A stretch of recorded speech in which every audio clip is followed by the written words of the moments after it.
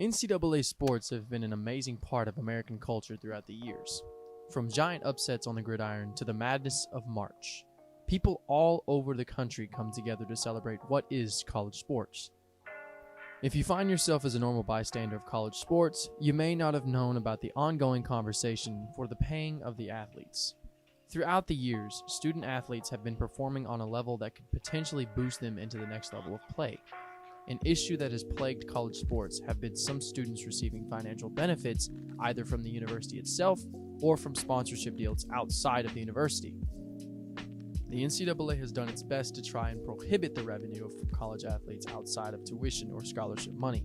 But once June 30th of 2021 hit, the NCAA opened a gate that will most likely never be shut again. With student athletes now able to receive deals from outside sponsorships, a line in the sand has been drawn. The biggest form of this problem can be highlighted through college football. Many students like Bryce Young from Alabama, Bijan Robinson from Texas, and Kayvon Thibodeau, originally from Oregon, have all received massive deals from their efforts on the gridiron. Or at least two of them did. Bryce Young was accordingly given almost $1 million before ever played a snap for the Crimson Tide after the deal was passed. Bijan Robinson is a junior running back for the Longhorns and holds an NIL deal with Lamborghini. And before his departure to the NFL, Kayvon Thibodeau racked up a six-figure memorabilia deal for the 2021 season, according to Bleacher Report. USC great Reggie Bush told Playboy in a quote that this is something that has never been experienced before, and it's going to destroy people if they're not in the right place. Jalen Rose spoke on Bush's remarks, adding to it in a way that would hopefully bring light to a situation nobody is used to. So many of these players come from backgrounds like you just described I came from. And you know what their parents aren't able to do? Teach them how to manage money. So that's why it's important when you get to college, they should be educating you on all things, not having these young people taking ballet or basket weaving. Teach them how to manage their money and their situation. The problem with college football now is that students will begin to follow the money. Universities like USC, Auburn, Alabama, and Ohio State are going to begin to reel in players all over simply for the NIL deals. But it doesn't stop there. Oklahoma over the last season lost head coach Lincoln Riley to the University of Southern California. What came with that was the transfer of several big-name athletes like starting quarterback Caleb Williams. Harmless, right? We as fans have heard of stories like this before where coaches leave for another university and take students with them.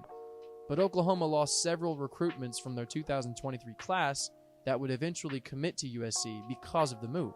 So it's not only tampering with the here and now, the NIL deals are also seeping into the lives of the next generation as well. Sportscasting.com's John Morello wrote a story that the potential third-generation Manning quarterback phenom Arch could receive more from NIL deals in college than his uncles made in their combined NFL careers. Because of the success of his uncles and his grandfather, Arch Manning has already received tons of recognition in his playing ability. Being the number one recruit of the 2023 class, Darren Rovell had a major prediction to give to Dan Patrick. Arch Manning, I could see could make $10 million as a freshman in college. Who's the guy who is going to go to college and just blow this thing up? That's the guy who I think of. So, could we sit here and say that money may have had a lot to do with Texas gaining Arch Manning? I don't think you can rule it out at this point. That line in the sand reference I made earlier is only going to grow as more talented athletes emerge from the high school level each season. But what is that line I'm talking about? The players who are the best will shine the most. This we all know. The emphasis on big-time players receiving the bigger paychecks will overflow to where other athletes will not receive the same attention, even if they are four-star recruits. NIL deals have not only ruined certain aspects of college football, but conferences aren't safe from them either. The time is now where students will be looking towards bigger opportunity schools compared to the smaller school originally chosen, and this spells the death of so many schools within the NCAA and the rivalries that shine bright within them. Emmanuel Acho touched on both sides of the story on the show Speak for Yourself, and the picture he painted was one that really helped expose where the problem lies. Columbia? Gonna go to a small school like Columbia, but all of a sudden an individual comes up and says, well, Sal, if you go to this big name program, I can guarantee you'll get $500,000 for 50 autographs. Now you're looking like, wait, why in the world would I go to this smaller school when this big name program got big time bread for me? It essentially is legalizing the payment of college athletes, which will only make parity that much harder to attain in the sport. In today's world, money is all that matters. With Texas and Oklahoma moving into the SEC, as well as UCLA and USC moving into the Big Ten, super conferences are on the way. What used to be considered the big Power 5 conferences will most likely shorten to 3, if not 2. Analysts who have once been in college football firsthand have had the opportunity to watch all of this unfold like the rest of us. The general consensus of these ex-players seems to be the same. NIL is truly ruining college football and is changing it forever. Former Notre Dame QB Brady Quinn joined Josh Pate in response to USC and UCLA joining the Big Ten, but his criticism of the move only helped viewers realize what horizon awaits college football. And I think you're starting to see that now finally with what Texas and Oklahoma did, but now with what USC and UCLA have done in regards to saying, I don't care about my conference affiliation.